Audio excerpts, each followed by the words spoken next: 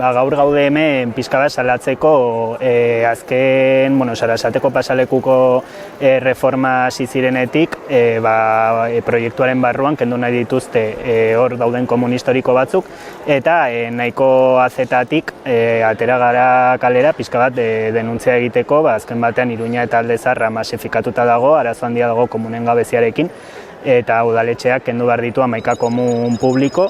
Eta, azken batean uste dugu ere espazio publikoaren defentsa egin behar dela, eta hori dela eta hemen gaude eta uste dugu ez dela bideragarria auzo honetan, gero komun gehiago behar ditu eta ez gutxiago. Udaletxearen informe batzuen arabera atera zituzten komunen erabilpenaren inguruan eta esaten dute 230.000 pertsona erabiltzen zituztela edo erabiltzen dituztela urtero.